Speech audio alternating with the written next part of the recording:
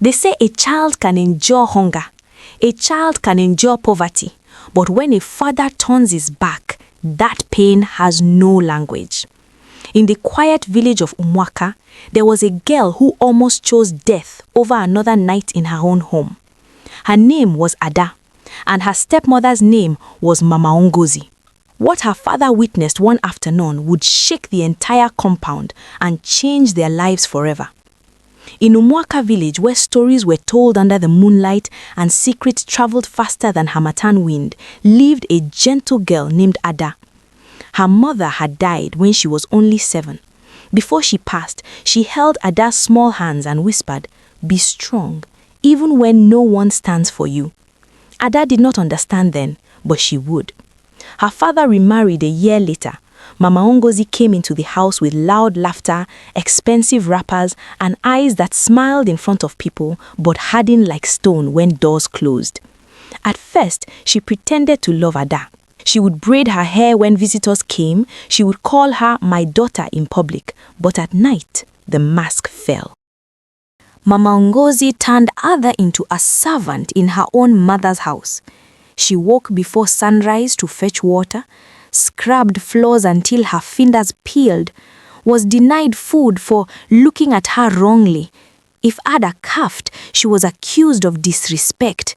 If she cried, she was beaten for seeking attention. And the worst part? Her father never believed her. Each time Ada tried to speak, "Papa, Enough," he would snap. "Must you always accuse my wife? Why are you so jealous?" Jealous? Of her own suffering? Mama Ngozi would stand behind him, pretending to wipe tears. "She hates me," she would whisper softly. "I try so hard." And her father would comfort her, while Ada stood there, invisible. One evening, after being locked outside in the rain for answering too slowly, Ada sat by the old well behind the house. The same well her mother once warned her about. The water inside was dark, quiet, inviting. For the first time in her young life, she thought about ending it. "No one will miss me," she whispered. The wind blew gently, and she heard her mother's voice in her memory. "Be strong." Ada cried until her chest hurt.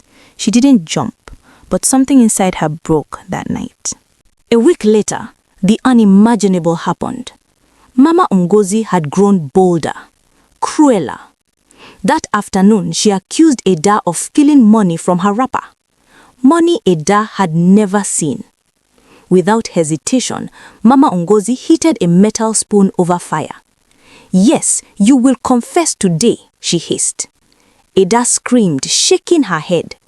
"I didn't take it, I swear on my mother's grave." Mama Ngozi grabbed her arm and pressed the hot metal toward her skin. But before it touched, a voice thundered from the doorway. "Ngozi!" Her father stood there. He had returned early from the farm. He had heard everything, every word, every threat, every lie. For once, Mama Ngozi's face had no performance ready. The spoon dropped. The air shifted.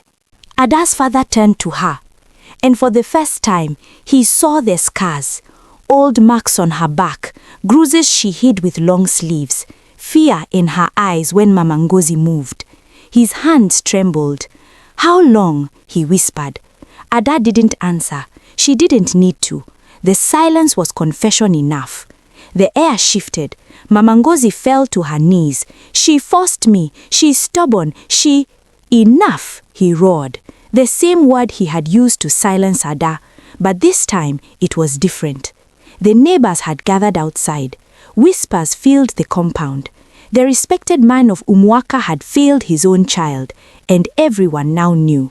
By sunset, Mama Ngozi's brothers had come. She was sent back to her father's house in disgrace.